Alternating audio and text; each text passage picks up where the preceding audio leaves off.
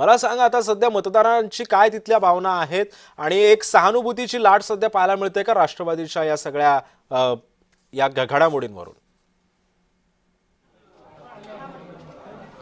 नक्कीच तिथे जर पाहिलं तर मी पाचोड्या केंद्राबाहेर या ठिकाणी जर पाहिलं तर मतदाराची जी आहे ती मोठी गर्दी मतदान करण्यासाठी या ठिकाणी झाल्याची आपल्याला पाहायला मिळत आहे।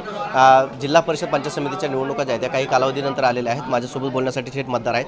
काय सांगाल, काय भावना आहे? तब्बल 10 वर्षानंतर जिल्हा परिषदेच्या निवडणुका होतात। आज मतदान करत असताना अति उत्साह प्रमाणात आम्ही आज मतदान करणार आहोत, कारण की येणारा आमचा हा जिल्हा परिषद मेंबर, पंचायत समिती मेंबर हा आमच्या कार्याचा हिताचा असेल हे त्यासाठी मतदान करत आहोत।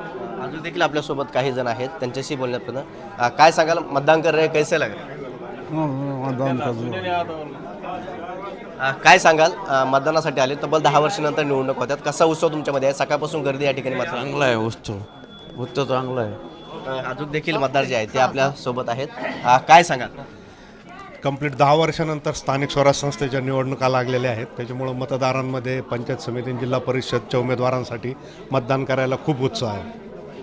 काय बापू, कसा आनंद आहे?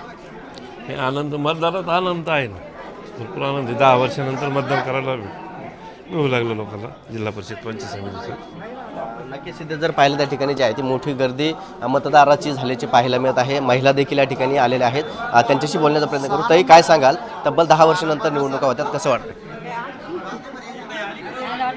नक्की जर पाहिलं त्या ठिकाणी जी आहे ते महिलांची देखील गर्दी जी आहे ती मतदानासाठी झाल्याची पाहायला मिळते। सिद्धेश, नक्कीच धन्यवाद विजय, तू दिलेल्या सविस्तर माहितीबद्दल। आणि आपण